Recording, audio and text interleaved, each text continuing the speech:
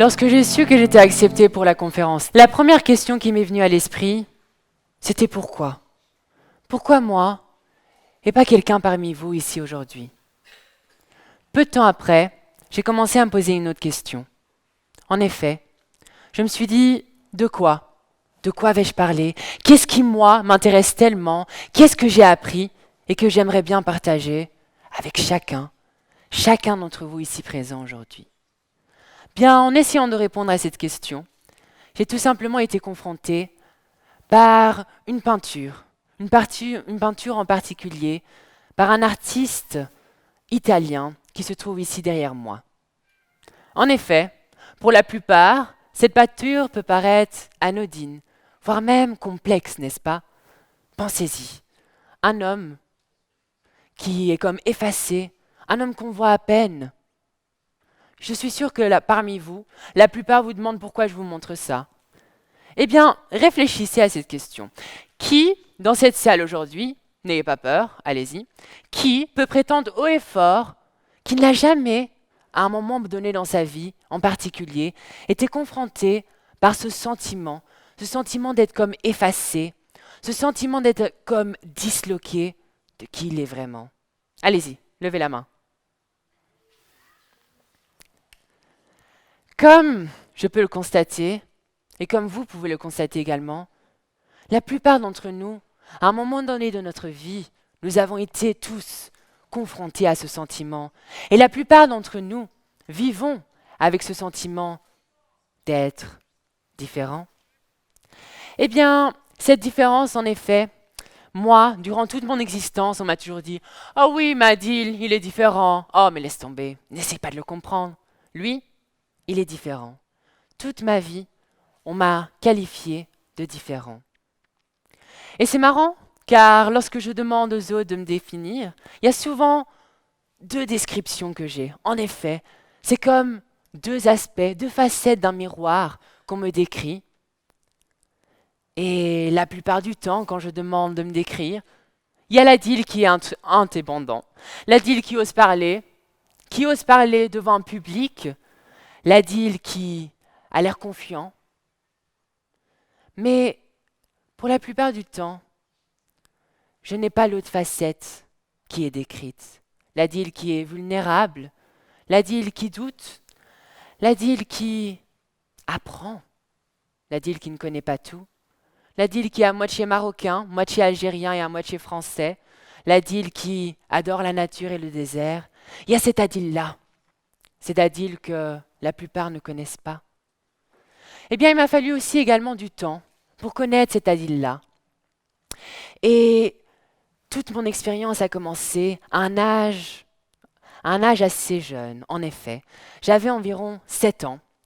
7 ans, et c'était une journée après 2 mois d'été. C'était la fameuse rentrée scolaire. Je suis sûre que chacun ici a déjà été confronté à ce sentiment, la rentrée scolaire. Bien souvent, la rentrée scolaire, elle est synonyme de l'inconnu, synonyme d'envie, d'excitation, mêlée également avec de la joie de voir nos nouveaux camarades de classe, n'est-ce pas? Nouveaux camarades de classe, nouvelle école. Souvent, on associe le premier jour d'école à cela. Bien, comment vous dire que moi, mon premier jour d'école, je ne veux pas vous mentir, c'était beaucoup plus comme cela. Je vois que je ne suis pas le seul. Eh bien, cela me montre que le fait d'avoir mon premier jour d'école, c'était un jour significatif pour moi. Non pas parce que c'était le premier jour de l'école, mais que c'était à ce moment même que ma naïveté, à 7 ans, en a pris un coup. Effectivement. J'arrive, mon nouveau sac à dos, mes nouvelles chaussures, tout fier, dans cette nouvelle classe. Le nouveau. J'entends des chuchotements. Ah, c'est qui lui? Ah, t'as vu comment il se parle? T'as vu comment il s'habille? Je regarde pas. Je fais comme si de rien n'était. Au final, c'est normal. Lorsqu'on est nouveau, on est toujours confronté à l'inconnu. Puis, vient l'heure de la sonnerie. Ah, la sonnerie. On sait tous que la sonnerie à 7 ans, synonyme de liberté. Tout le monde court dans la cour, de gauche à droite. Les garçons et les filles se mêlent.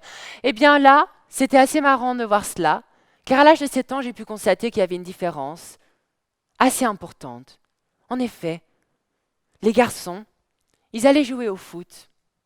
Les garçons, ils ne montraient pas leurs sentiments. Or, les filles, elles étaient tous ensemble, en train de discuter, en train de jouer, en train de parler de ce qu'elles avaient fait le week-end. Et moi, j'étais là, au milieu, comme abandonnée, comme différent.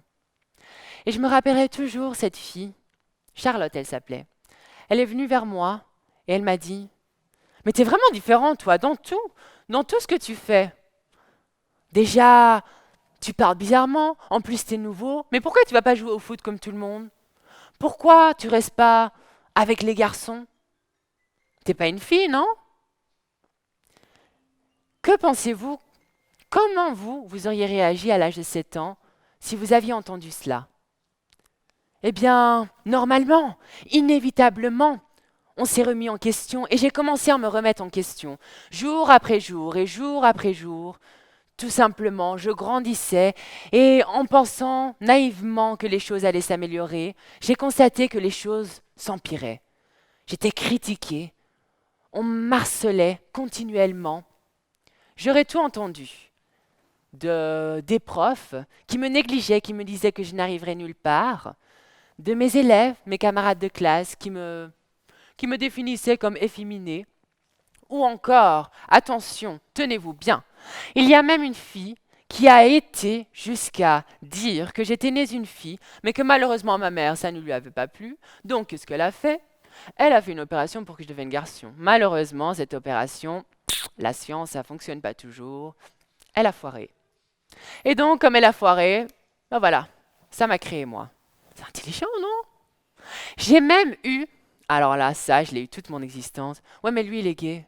C'est vrai, il est gay. Pensez-y. Les garçons qui aiment la littérature, les garçons qui s'expriment, les garçons qui ne sont pas ce que la société nous montre comme viril, ben c'est gay. C'est tout. On ne se pose pas de questions.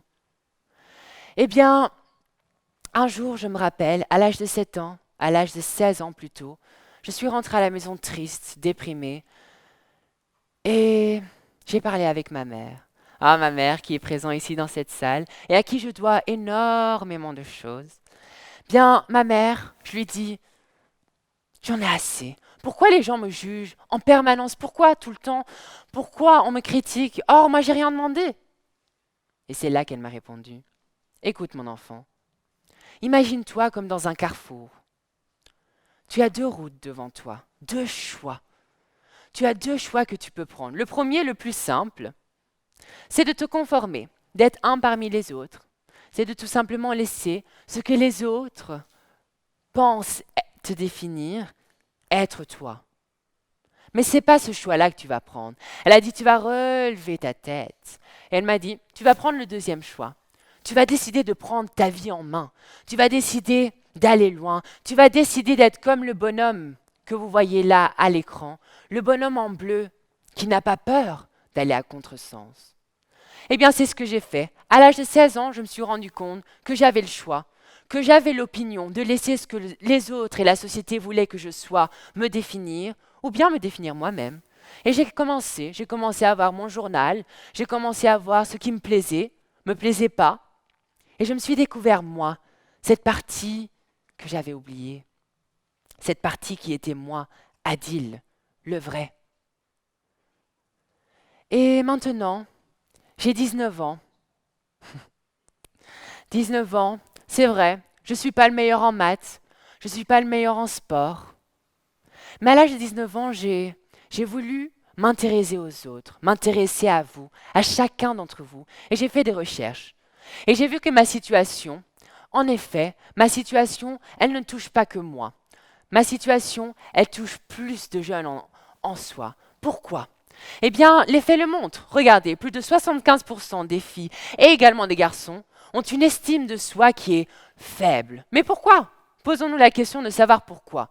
C'est vrai, on est en 2019, bombardés par l'illusion que nous sommes illimités, l'illusion que nous pouvons manifester pour le climat, que nous pouvons être qui nous voulons, nous pouvons faire les études que nous voulons. Mais pensez-y, vous les jeunes ici présents, pourquoi va-t-on à l'école? Est-ce pour soi, pour son futur? Ou est-ce qu'on va à l'école pour plaire à maman, à papa? Pensez-y également. L'environnement de l'école. Il n'y a pas pire comme pression. Il faut avoir les meilleures notes que notre voisin, que notre voisine. Il faut avoir une vie sociale, c'est très important. Il faut avoir une vie digne d'être vu par les autres. Il faut avoir les meilleurs likes. Ah, les likes, les réseaux sociaux. Les jeunes sont confrontés par des pressions incroyables au quotidien. Pas étonnant, les chiffres les démontrent. Pas étonnant que plus de 75% de la population et des jeunes, vous les jeunes, le futur, n'en peuvent plus.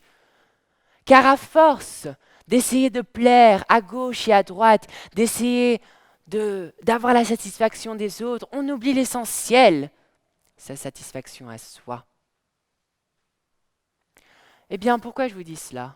Pourquoi j'ai décidé d'accepter d'être ici aujourd'hui, devant vous? Bien, si j'ai fait cela, c'est pour vous montrer, vous, que vous avez le choix, vous, en tant qu'étudiant, mais également en tant qu'adulte, vous avez le choix de créer vos propres limites. Et c'est votre devoir à vous-même de créer vos limites à vous. Car nous, les êtres humains, pensez-y, nous ne sommes pas sur cette terre pour ne pas se poser de questions. Nous sommes sur cette terre tout simplement pour être libres, libres dans le sens plein du terme, se découvrir. Alors essayez, juste un jour. Essayez un jour. Si vous êtes timide, levez la main. Si vous n'osez pas vous exprimer, bien exprimez-vous. Et voyez qu'est-ce que ça fait, juste un jour. Et vous allez voir que petit à petit, vous allez vous découvrir et votre vie va avoir un sens plein. Et vous allez vous retrouver, vous, en tant qu'individu. Et c'est ça l'essence même de la vie. Je ne suis pas ici pour vous présenter l'utopie. Je ne vous dis pas que ce sera facile. Au contraire.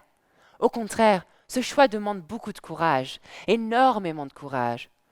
Vous allez être jugé.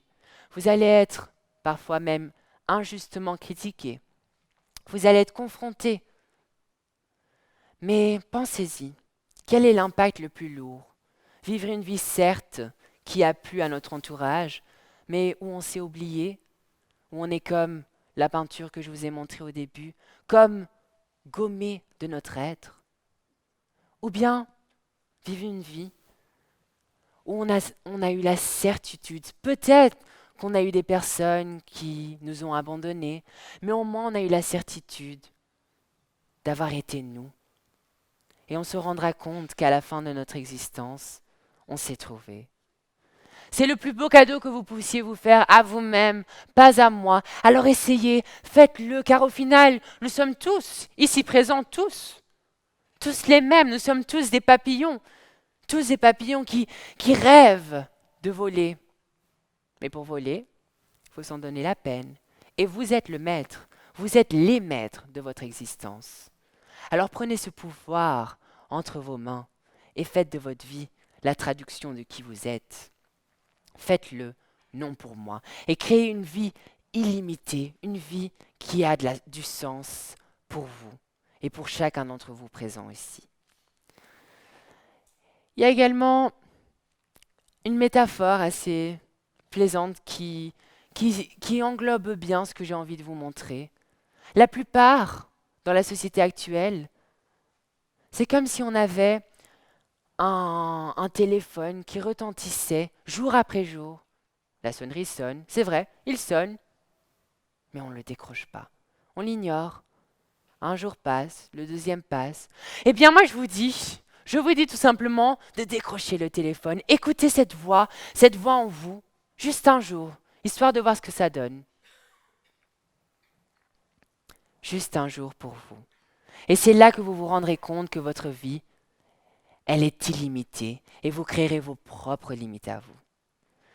Il y a une citation de Nietzsche qui résume bien mes propos, qui est tout simplement de dire Those who were dancing were seen insane by those who couldn't hear. Pensez à cette phrase. Ceux qui dansaient, ils étaient vus comme fous, comme incompréhensibles par ceux qui, au final, n'écoutaient pas. Bien malheureusement, la plupart d'entre nous n'écoutent pas, ils jugent. Bien soyez parmi ceux qui dansent, ceux qui n'ont pas peur de lever leurs mains, ceux qui n'ont pas peur de s'exprimer, que ce soit avec vos choix vestimentaires, mais vos choix au quotidien. Soyez vous. Et c'est là que vous serez illimités. Merci beaucoup.